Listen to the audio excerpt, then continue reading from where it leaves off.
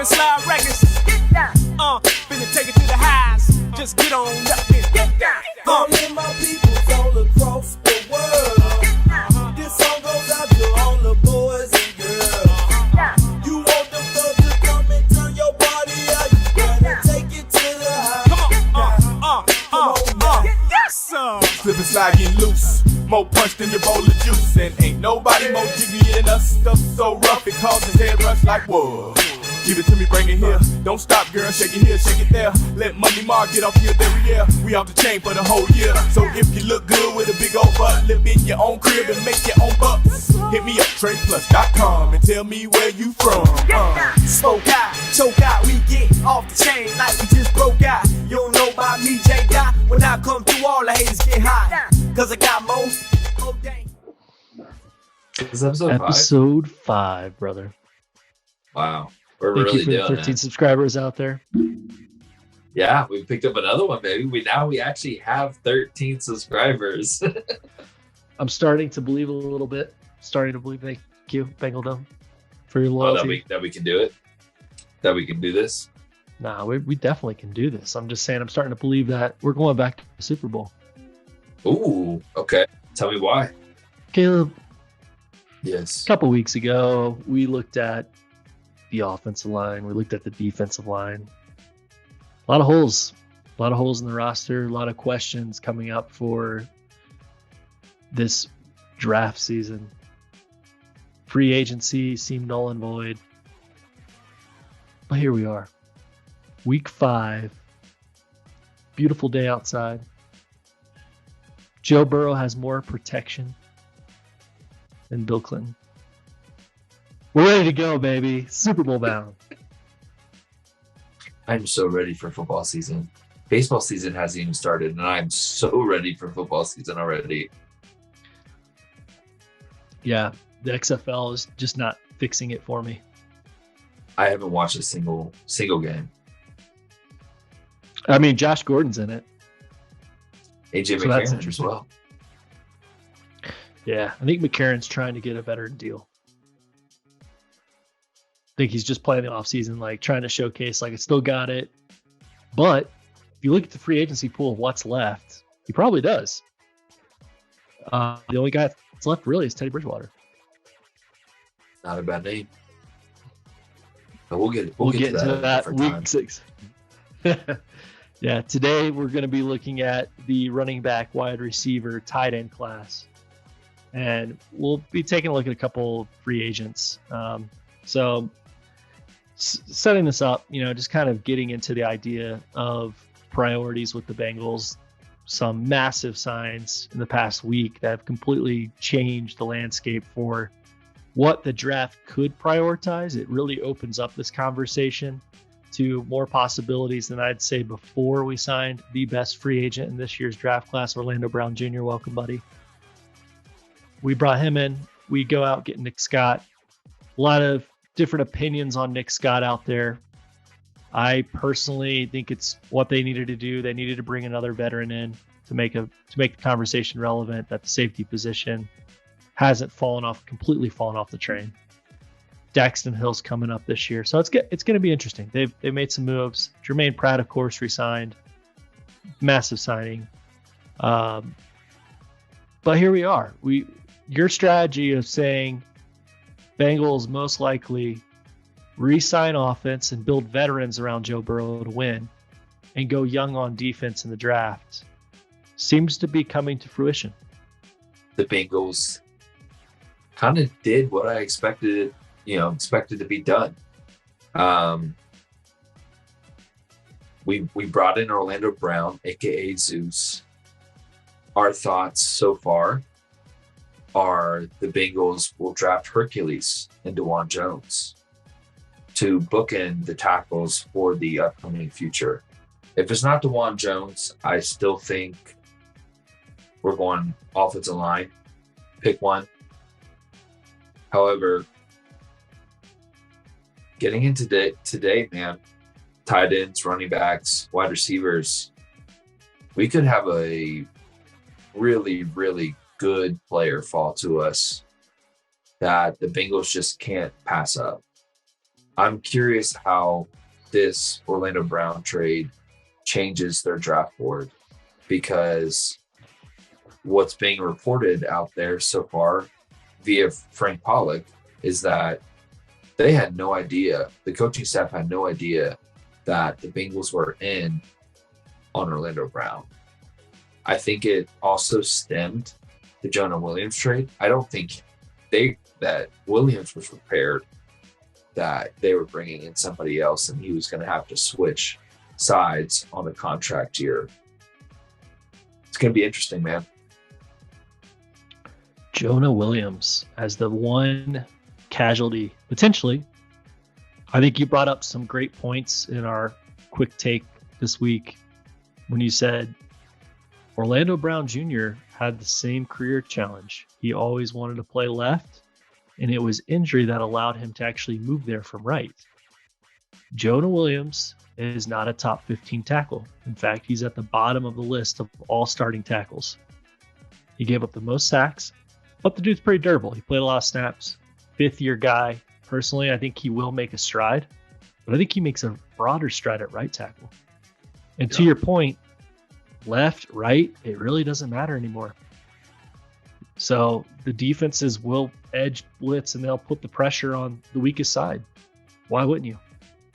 So edge rushers can switch sides. Tackles don't need to switch sides, but you need to protect both sides so you don't get flanked. I believe when we look at the tackle position, we still see that as a glaring need.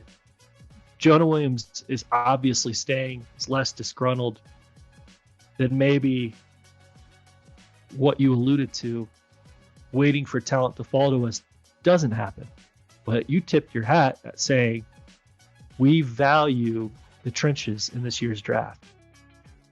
We don't value offensive weapons necessarily.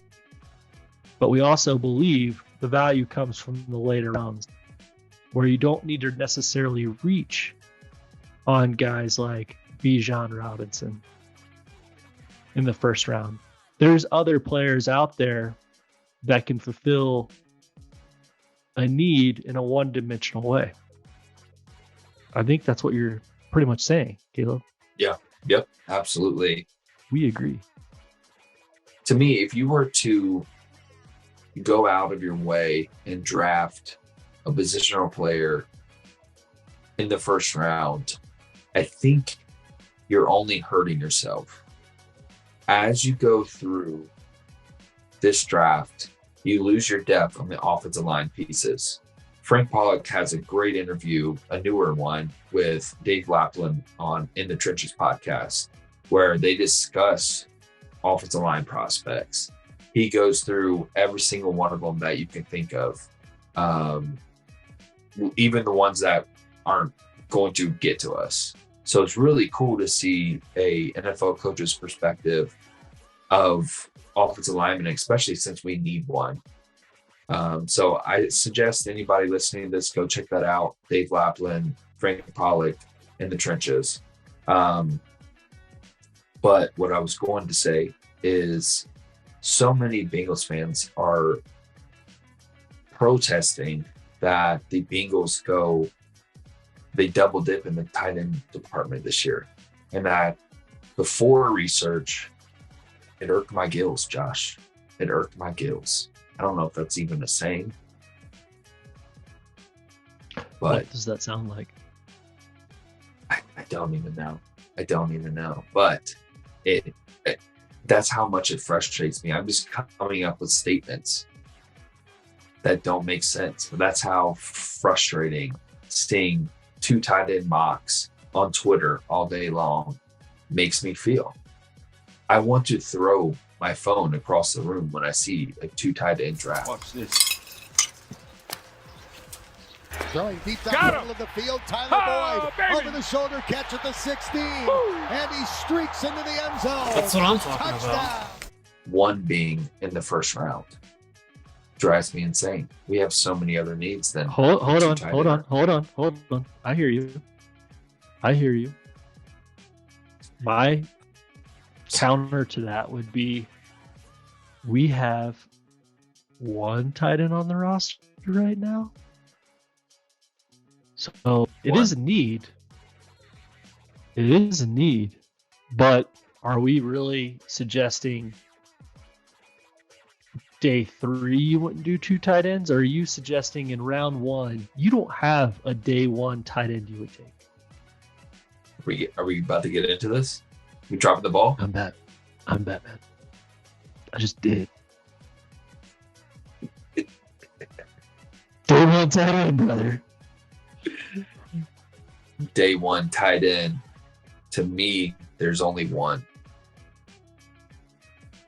I would still be upset this happened, but to me, there's only one day 1 tight end, and that is Michael Mayer out of Notre Dame. He is compared to Jason Witten, which is a Hall of Fame tight end in his own right. Terrible commentator, but good tight end in the NFL. So I like his ability to block. I like his receiving ability. He's on the, I don't want to say he's on the slower end, but he's not as quick.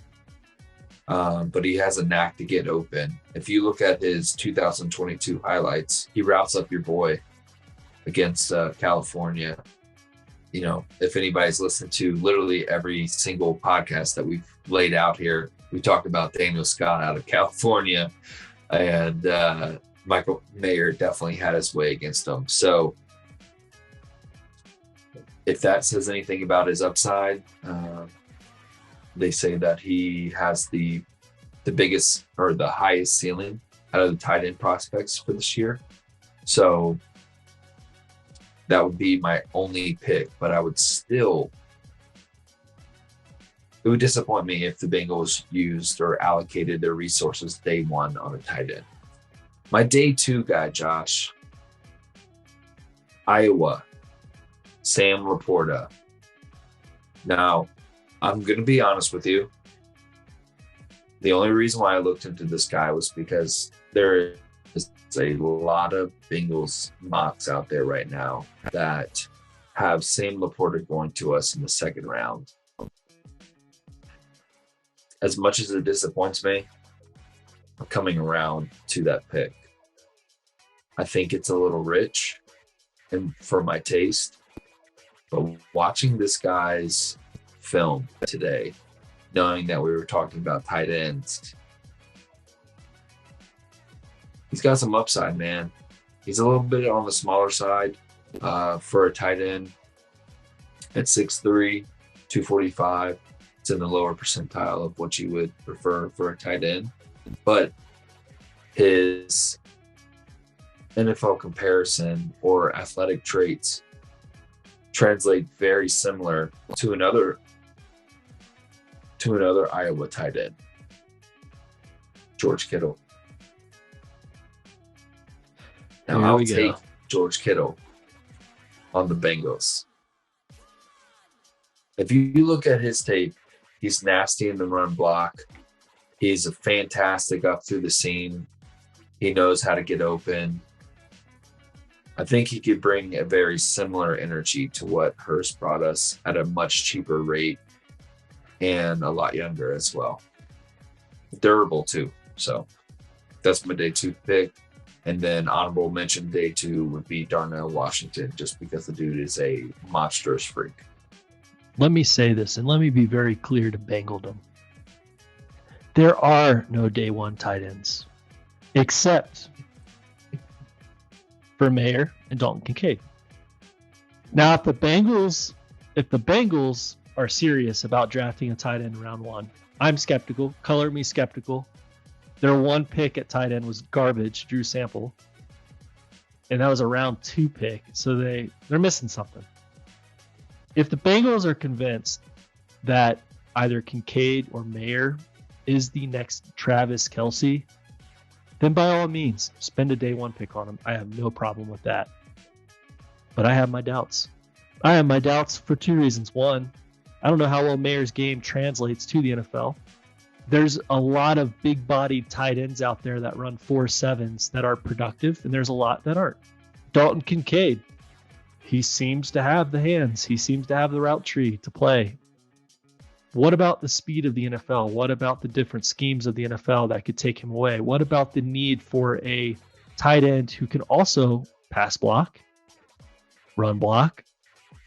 In the NFL, you can be one-dimensional in today's gadget world of offenses. But I have my concerns as day one picks that these guys are the complete packages. And in fact, there's not a day two tight end that I think fits in the need category the Bengals should even consider. Sam Laporta, I looked into. At first, I did have him chalked up as a day two, but I scratched him. And the reason I scratched him is our bigger conversation here. A couple of fans, thank you for your comments on the page. Do appreciate that. A couple of our fans they're asking, you think there's a day one linebacker there? And we agree. We don't actually believe that. We've made our best efforts to say there is a day one linebacker out there. But what we've come to realize is that when we have this conversation, it's a better conversation when we look at need overall. And this ultimately will lead to our final podcast, which will be live at Paycor Stadium. We will be live at Paycor Stadium with the draft board of who we want to see rounds 1 through 7 get picked right in front of the stadium. Jermaine Pratt, you're still invited if you want to show up. Pac-Man, I still got a drink for you, dog. Show up, baby. Show up. Let's go. Joe Mixon. Now, if we're going to talk day 3, I like day 3. And if you want to spend 2 picks, Skip, if you want to spend 2 picks on day 3, I'm okay with that, Skip. I'll tell you why. Because Zach Kuntz is out there. My guy ran the second fastest 40 out of all tight ends this year. My guy is 6'8", 265 pounds, and has room to grow, believe it or not. My guy has hands, and he's agile. Not always reliable yet, but I think you could get Zach Kuntz round 6, maybe I would say at least late round 5 is a possibility for the Bengals pick in round 5.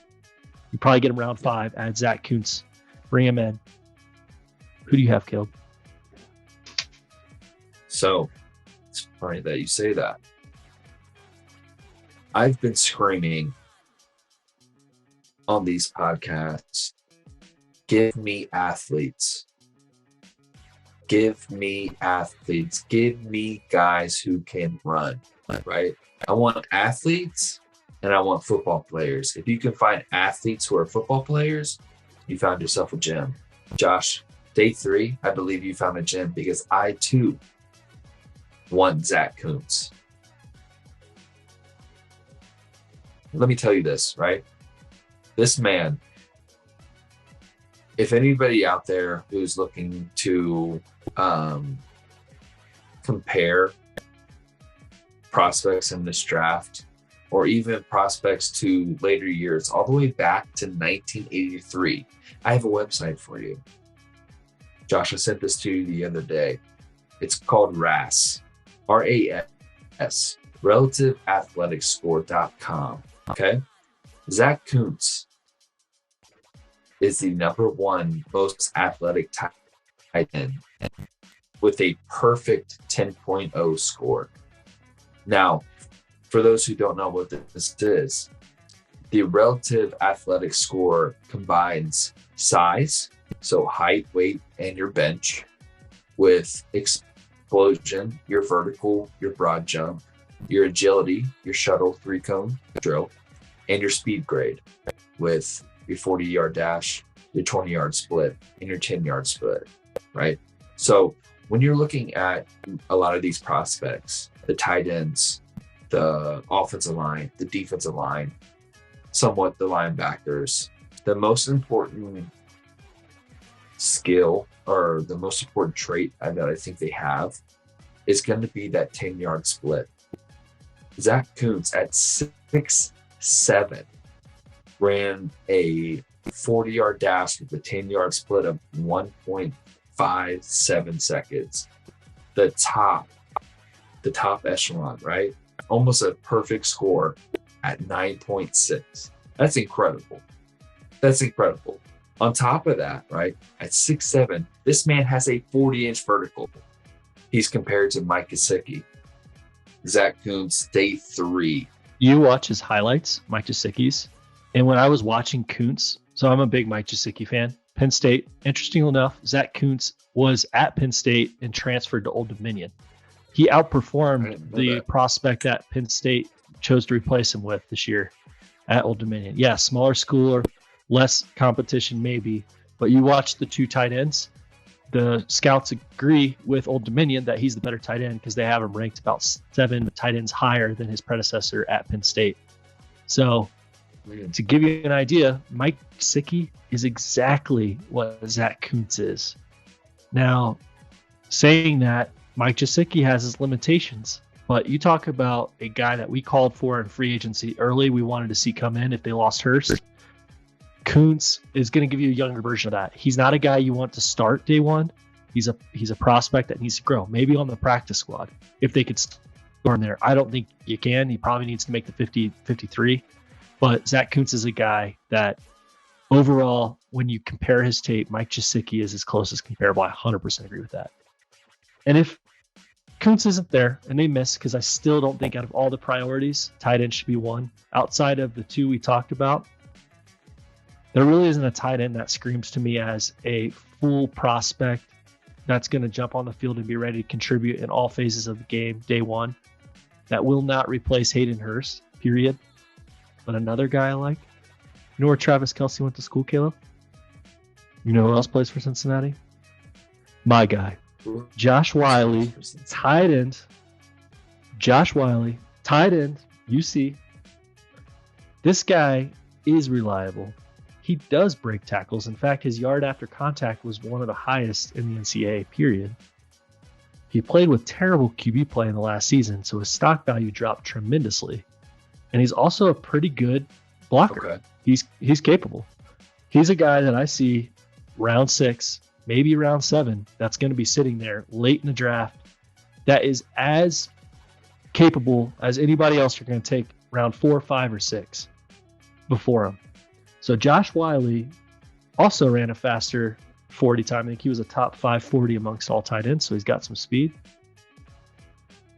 He would be my late day 3 pick. Zach Kuntz, early day 3 pick.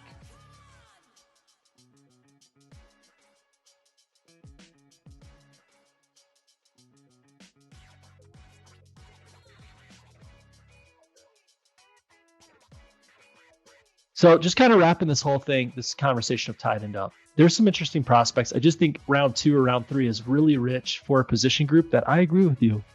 There isn't much need there. It should be something that probably comes day 3. If Sam Laporta's there round 4, take him. Take him. Grab that pick. That would be great value for this team. Joe Burrow's Joe Burrow, baby. Joe Burrow doesn't need to connect with anybody. He can make it. He will make that person that much better. That's what I believe. That's what I've seen come true. I mean, you look at his rookie year, and I mean, the man was on the run 24/7 and was still getting the ball to the likes of John Ross and poor man's AJ Green. The Bengals can literally, I believe, pick anybody.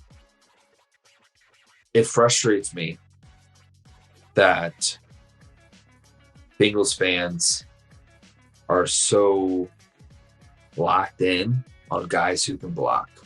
Now, I'm not overstating or understating the need for the positional group and its ability to block. What I'm saying is, if the Bengals shore up their offensive line, then we don't need guys who can block as well. Stating that, I'm going to go in now into our running back discussion. There's a lot of talk out there that the Bengals need to draft somebody who can block, because we just lost P-Ron. He's our best pass blocker. Joe Mixon's not the best pass blocker, so we need to cut him because his money contract doesn't match up to his production, and he can't block. He's not in on critical downs. I agree with you. Going back to what the Bengals have been trying to do for the last 2 off seasons, shore up the offensive line, and you don't have to keep so many people in to try and block. You don't need your running back to be, I don't know, a Jerome Bettis. You know, with our running backs the last few years, we've lacked so much explosion. We've lost that ability out of the backfield. Yeah, we have your occasional play. You have your P. Ryan against the Chiefs in the championship game that, when he goes for 70 yards or whatever it was. That was a very uncommon for that season. You have your Joe Mixon 5-touchdown game last year against Carolina when he gives out of the backfield on a fade and catches one. Very uncommon. I think Joe Mixon had 2 or 3 receiving touchdowns this year, but his average catch was like 1.5 yards. And to me, quite honestly, if the way that the defenses had shifted against the Bengals this year, where they were playing cover 2 pretty much the whole time, daring the Bengals to run the ball, but they couldn't, so they'd pressure, and then Joe Burrow would have to check it down to P. Ryan or Mixon. Neither one of them was going to give you that threat out of the backfield. So, to me, there's only 2 guys that I would take day one, and I'd still, again, this is not a priority need position at running back, and I wouldn't necessarily be okay with this, but if we're talking day one and we don't need anything else, that's the basis of this conversation. Day one just means if the guy's there, does he have the talent for day one? Not necessarily that we think the Bengals should pick them, but that they have the ability to be picked by the Bengals on day one. I'm at Bijan Robinson. This is the only guy that you can go to. I personally don't think he's going to be there at 28, but there's a lot of mock drafts right now that has him falling because the running back position is just not valued anymore like that. Let me tell you something, Caleb. Right now, I'm Batman. Are you kidding me? Bijan Robinson with the first pick of this year's draft. You would be okay with them taking Bijan Robinson? No, I just said that. I don't want them to take a running back. But if he's the best player on their board as a running back, then to me, I think that there's a lot of Bengals fans out there right now that are upset that Joe Mixon is still on the roster. He's had some off-field issues, and he's on the books for $12.6 million. His production does not warrant a $12 million payday for this year. However, I don't think they're going to make a decision until after the draft, until they know who they won't have on the team. Stating that, if Bijan Robinson is there at pick 28, and he's the best player on the board, because I've seen a lot of recent mock drafts where most of the linemen are gone. Elijah Cansey's gone. All these guys that we truly think are the right pick for the Bengals at 28 are projected to be gone. So what do you do? So Bijan Robinson, you think there is a possibility to take him for 1. In spite of all these circumstances, you'd prefer them to trade back, but at 1, Bijan? The only running back that would warrant a day 1 pick is Bijan Robinson. But I don't want the Bengals to do it. I think you're right. I think really when we look at probably who's available, even Darnell Wright, I don't think he'll be there. I think he'll be gone. Yeah. Based on what I agree with you. I think everybody we've been talking about is gone. At 1. I agree. I just did like 3 mock drafts and everybody's gone. Yeah. Maybe Mozzie Smith is still there from Michigan. Yeah. I'd be okay with that. Yeah. I'd be okay with that trench pick. But interesting. Do you have a day 2 guy that you say Bijan's not there? And I'm anti Bijan Robinson, not because, and I'm probably saying that way wrong. I'm saying it like the dog name. Bijan. Is right. Bijan. Okay. Yep. Maybe that's what bothers me, is just his name reminds me of that little dog. And it just is this weird association I have. I watched Robinson, Texas running back. School produces a lot of talent. But we're talking, let's talk about the running back room we have today, right now. Travion Williams, Joe Mixon, still there, and Chris Evans. All right? Everybody's forgetting we have Chris Evans, too. I mean, Evans is the second coming of Chris Perry. Full of talent, shows so much promise, has a great route tree for a running back, can beat people, has good hands. He can't stay healthy. Hasn't been able to stay healthy. Classic Michigan running back. It's insane how these trends follow. So, Bijan, if Texas follows its trends, he's right there too, man. He's right there too. But I'll tell you, another school that does produce just some great NFL running backs. Whether it's AP, whether it's Samaji. My guy, he has hands. I don't think he's very good at run blocking. I think that's why his trajectory is down. His build, 5'9", 210. Does that sound familiar, Josh Jacobs? He's got hands. He cuts. He's got speed. He's elusive. He is so underrated.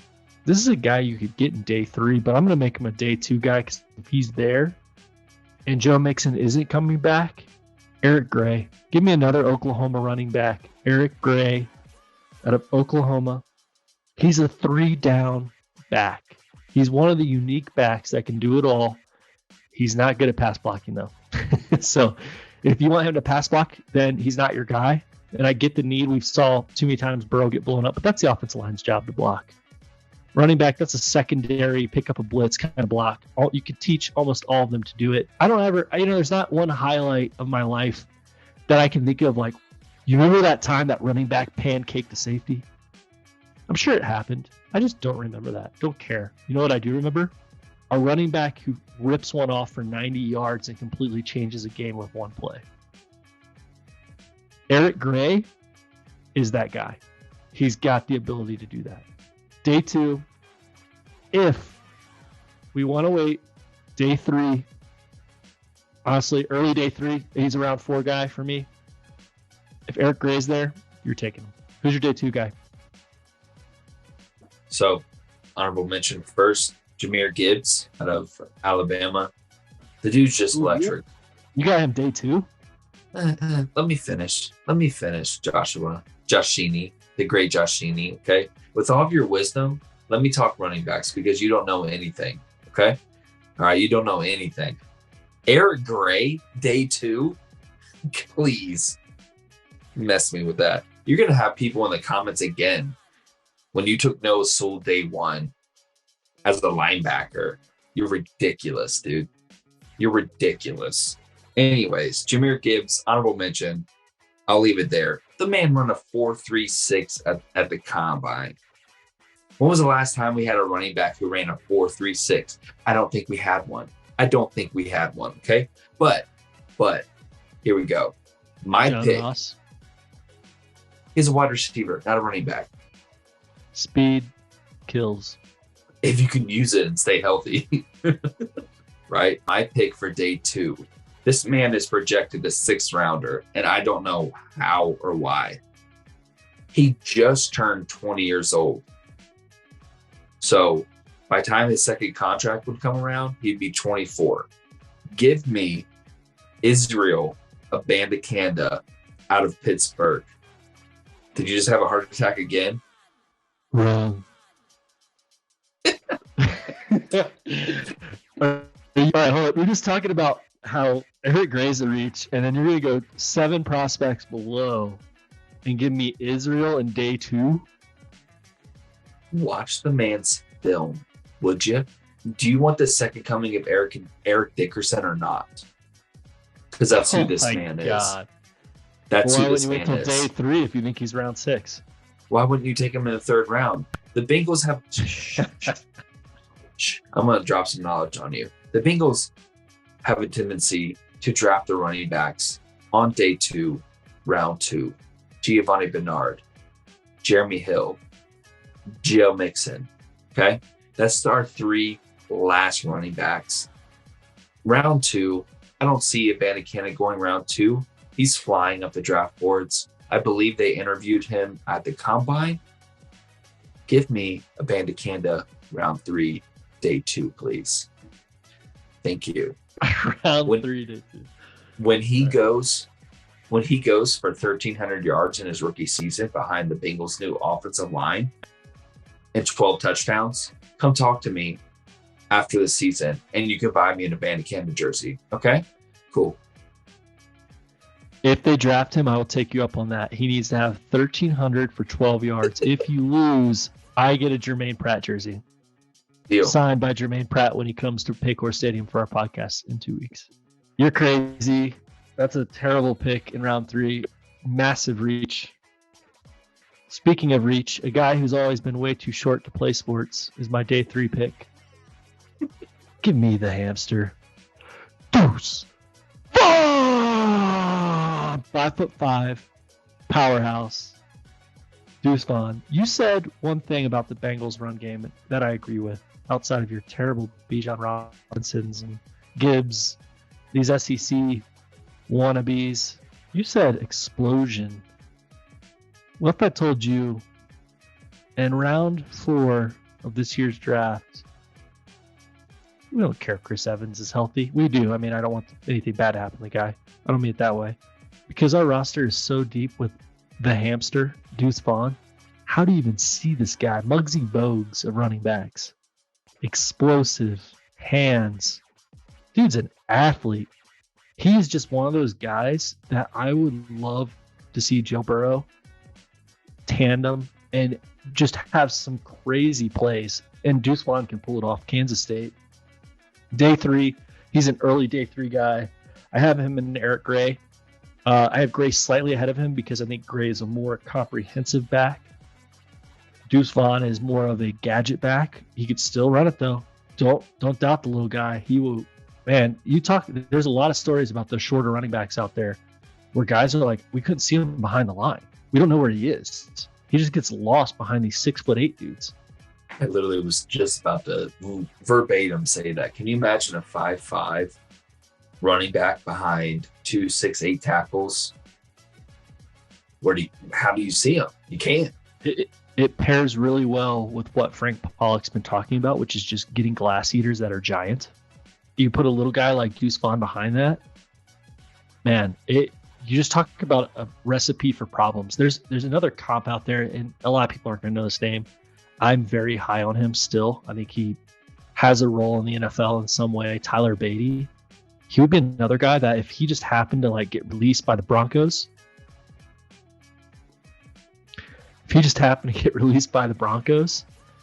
I would be all over Tyler Beatty. He's also that smaller, gadgety player, but the difference is Deuce Vaughn has really good hands.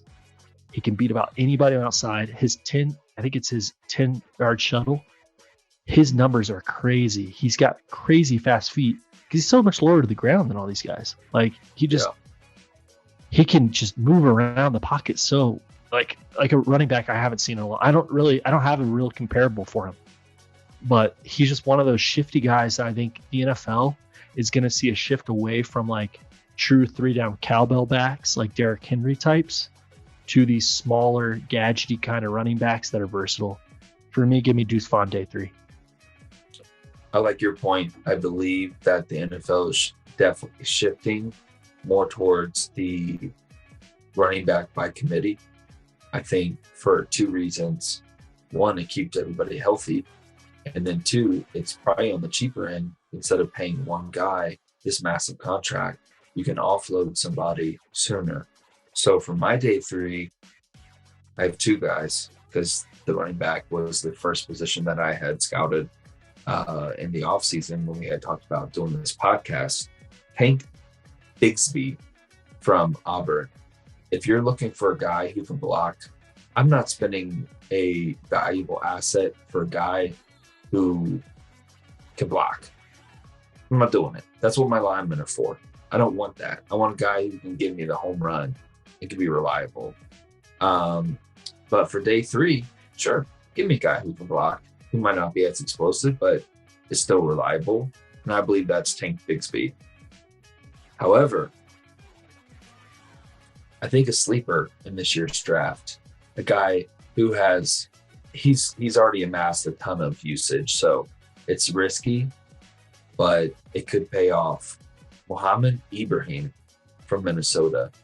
This man has like 170,000 touchdowns in the last 2 seasons that he was healthy.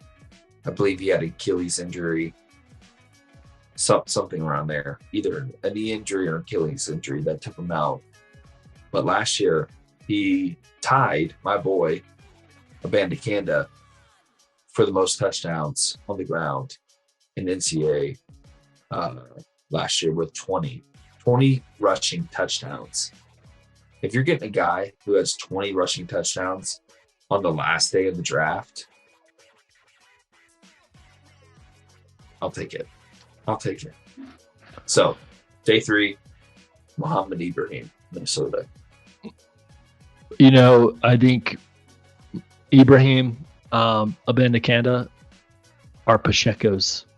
I don't know if I'm saying the UFC fighter or the running back's name at this point, but they're very one-dimensional. They are just pure old-school runners.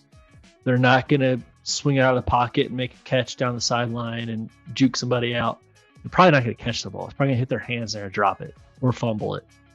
But if you get the momentum and you have a massive offensive line to run behind, I agree. I mean, there's a chance they could. I'm definitely taking you up on that 12 touchdown, 1,300 yard stat, though. I'm definitely looking forward to getting my Jermaine Pratt jersey.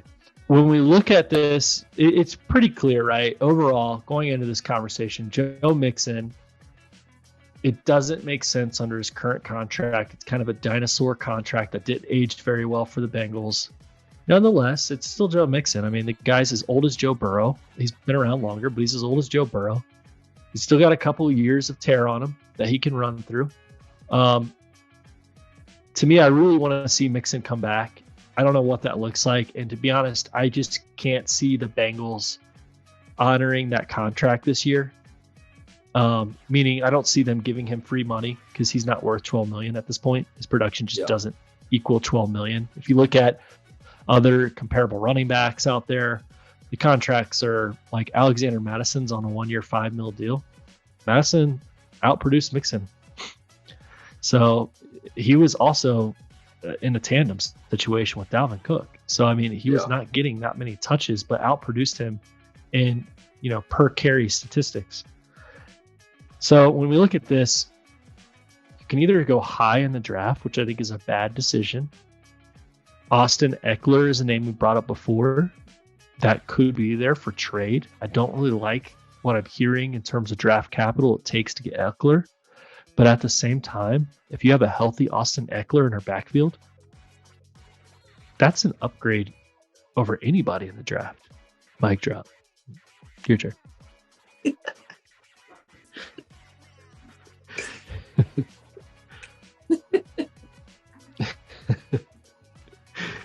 Right though, I mean, let's think about this. Eckler is the hamster.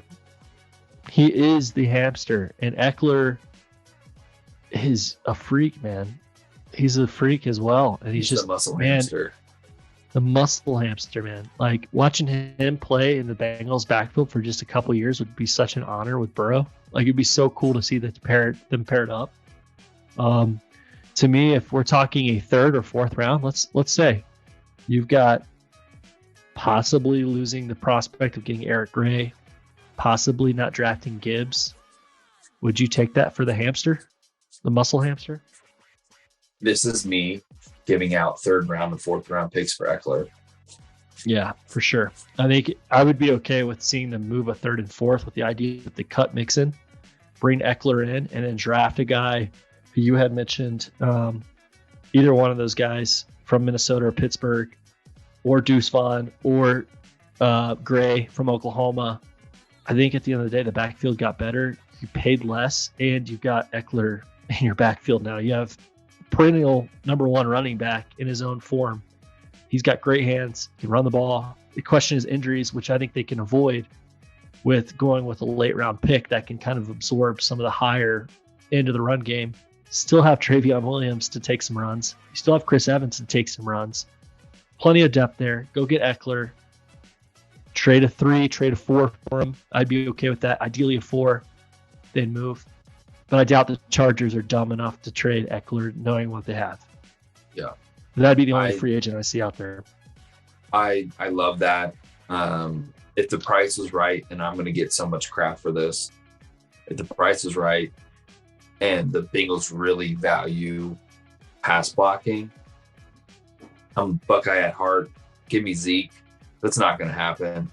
However, your assessment on Eckler is spot on. What happened last year when Boyd went down in, what was it, the Chiefs game?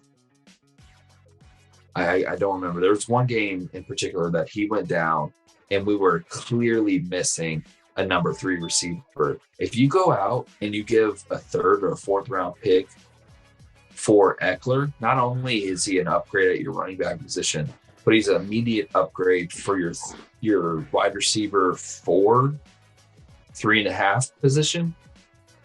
You can split him out wide and he's going to be immensely better than your Trent Irwin, or I don't even know who else is on the roster after Boyd, but it's a clear drop off. So to me, that's your best bet if you're going to want to, allocate resources to your running back position. Cut Mixon, as hard as that is for me to say. I love Mixon, but his production for price doesn't match up for what you can get out there in the open market or potentially even in the draft. This is a very hot topic on Twitter right now. Apparently, if you're a Bengals fan and you claim that you want Mixon cut, you are a hater and you're hating on the man wishing for his downfall. To me, if you keep Mixon at 12.6 million, you're supporting the Bengals in bad business. At 12.6 million, Mixon should be producing around the likes of Christian McCaffrey, who almost went for 1,000 and 1,000 last year while getting traded. A guy who also produced Mixon, Aaron Jones, just took a $6 million pay cut. You got to do what you got to do.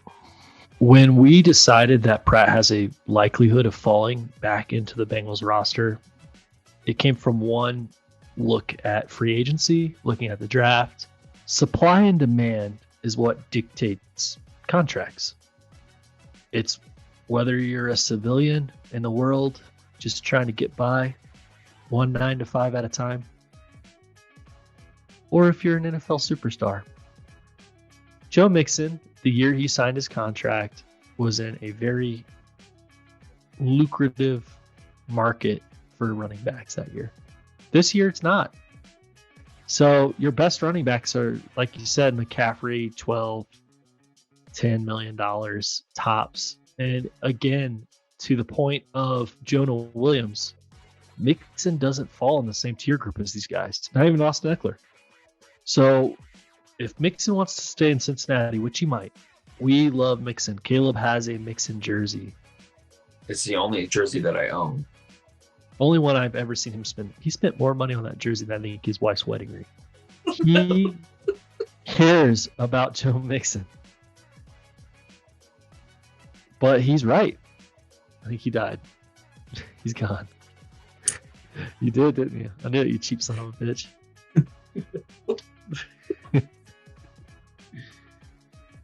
Joe Mixon's got to be realistic. We all do. So, we're super fans of Joe. We stood by him in previous podcasts where we talked about the potential trouble he was in. We've every time said innocent until proven guilty. And sure enough, guys had nothing to do with it. Like, he's stayed clean, man. Joe's a good dude. Love to see him back, but 12 million is way too rich. So Eckler, one other guy that might make sense. Sports Track has him on a 1-year, $7.5 million deal, which to me, I'd rather keep Mixon, is Kareem Hunt. He's a guy that's out there still. I think he's asking too much for his contract. And that's why he's still out there. But, a guy that you could plug in the backfield as a rotational piece again, and definitely would contribute. He's actually got a little bit more mileage left on him because of his role with Nick Chubb. So to me, you steal from Cleveland for a little bit. You bring in Hunt, kind of an interesting name to replace Mixon with. All that could be done, and Hunt would cost the Bengals $2 million a year if they cut Mixon, according to Sports Track. So there's a lot of reason to think they might. Who do you got for wide receiver?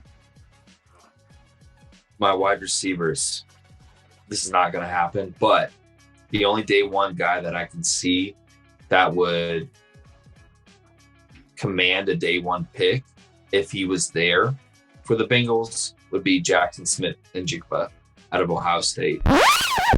Just think of, Bro, he's not going to be there. He's I not know. going to be there. I know. This is hopeful pipe dreams.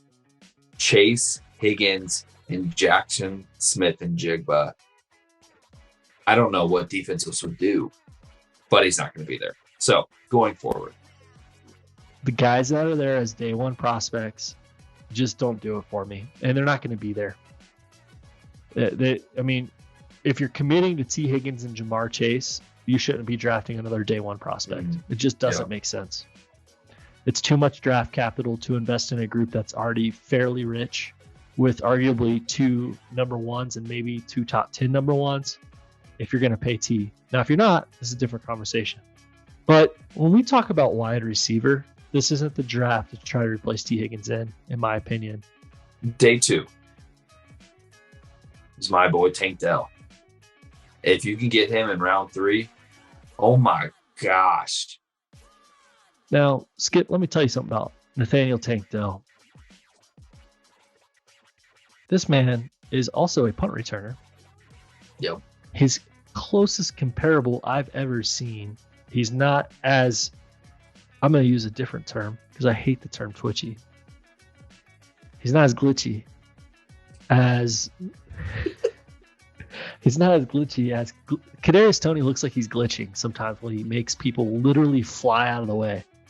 Like he looks like he's stopping time, like he's Doctor Strange or something. Nathaniel Dell doesn't have that capability, but you talk about a guy that can start, stop.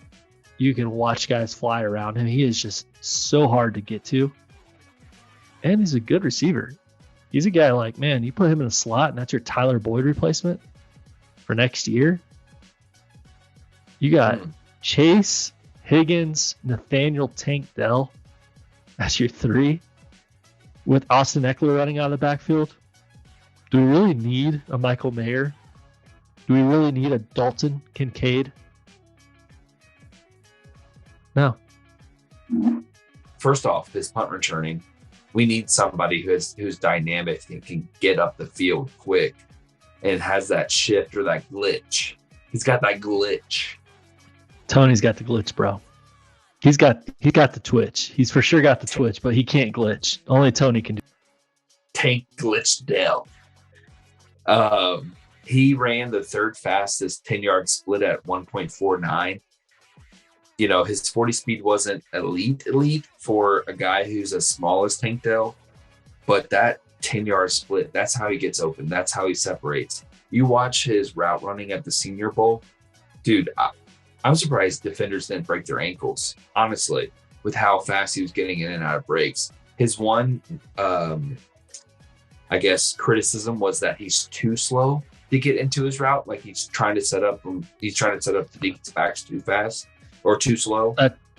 But that's a Tony problem. That's a Tony problem too. Tony's one translation from college to this level is that ability to separate. And while you would think the attributes that allow you to do that, there's so much movement, it's so much wasted energy that at the end of the day, it doesn't really lend to any yards after they catch the ball. Yep. If they can separate, Dell to me is more direct than what Kadarius Toney is, and I think that will allow him to succeed because it's very efficient movement. He's not wasting energy. It all has a reason that he does really what he does. And man, this is cool because we don't talk about this since the first time we did this, we did before the podcast and we instantly regretted it because we couldn't believe how many of our picks lined up. And we haven't talked about this since then. And it's crazy that what you saw is what I also saw in Tank, which is, man, it's kind of like a poor man's Tyreek Hill. Mm-hmm. It's the closest thing I compare him to. He doesn't have that initial 40 speed you would expect. And if he's not there, let's make this a giant Scott party. Ooh. I'm talking Boston Scott. I'm not talking Daniel Scott. I'm talking about my boy, the one and only UC proud Tyler Scott. Another guy that if he's there round 4, I would love to see them get Tyler Scott with his speed. He is an instant upgrade over Tyler Boyd, in my opinion. Now, Boyd's a dog, but Tyler Scott's a different type of receiver that can also play in the slot and will cause so many mismatches. I would love to see them grab Tyler Scott. Round 4, round 5, I think he will be there, so they have a decision to make based on how the earlier parts of the draft go, but he'd be a guy I'd love to see. If it's not Tank Dell, I really, really like Marvin Mims out of Oklahoma. He reminds me of Terry McLaurin, who also went into the 3rd round.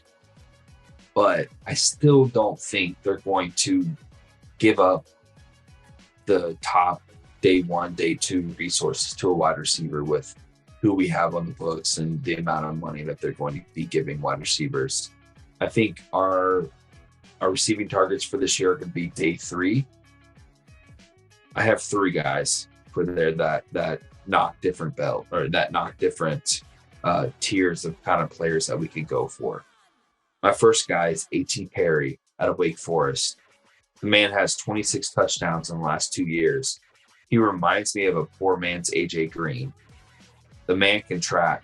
If we don't think we can retain T. Higgins on the long term, A.T. Perry fits that mold right along the poor man's A.J.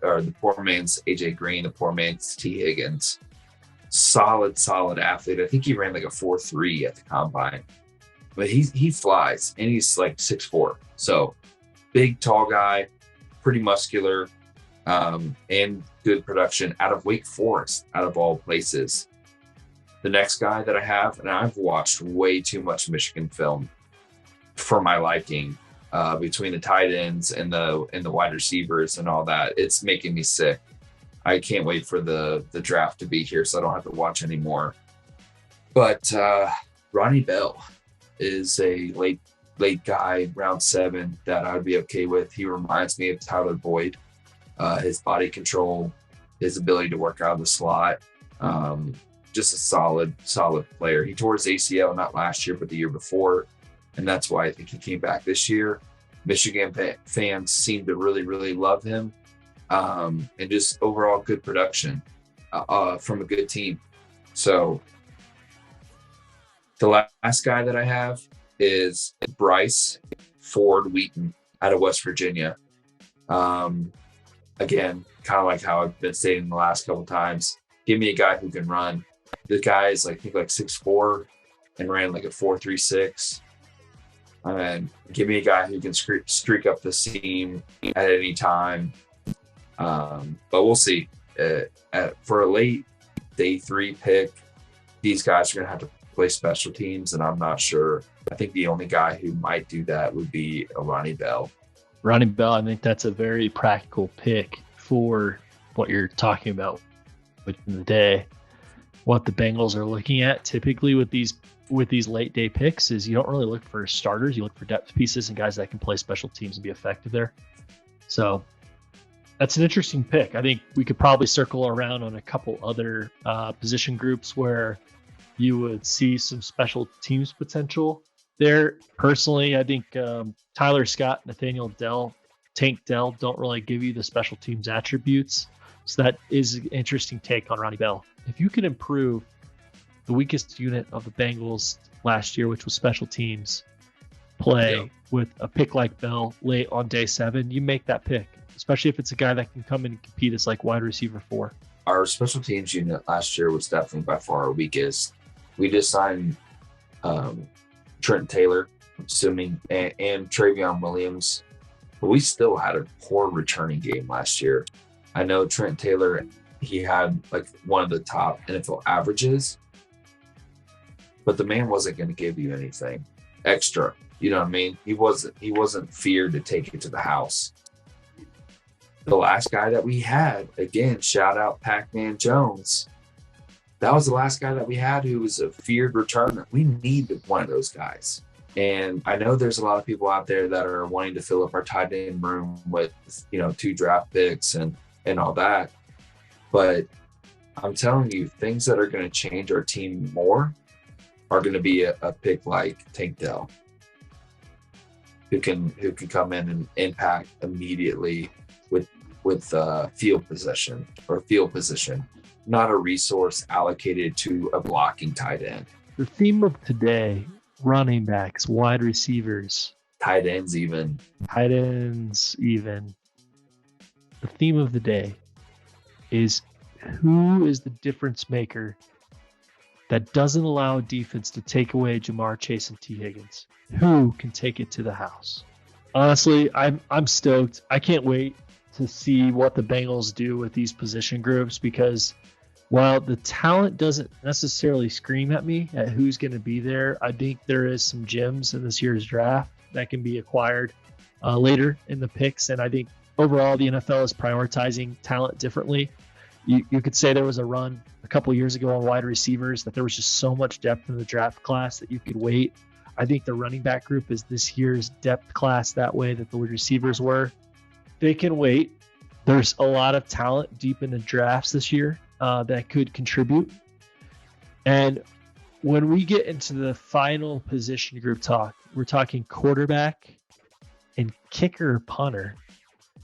We get into the final position group before we're live at Paycor with our draft board of who the Bengals will select rounds 1 through 7 of this year's 2023 NFL draft.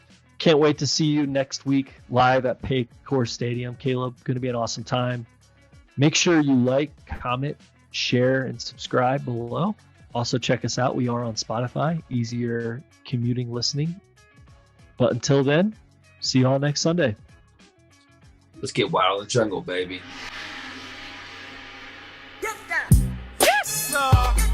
Slip and slide records. Get down. Finna take it to the highs. Just get on up and get down. All of my peoples all across the world. This song goes out to all the boys and girls. You want them thugs to come and turn your body out. You better take it to the high. Come on. Yes, sir. Determining supply and demand. You good? That was my wife calling. Yeah, tell her to wait. I am. Podcast first.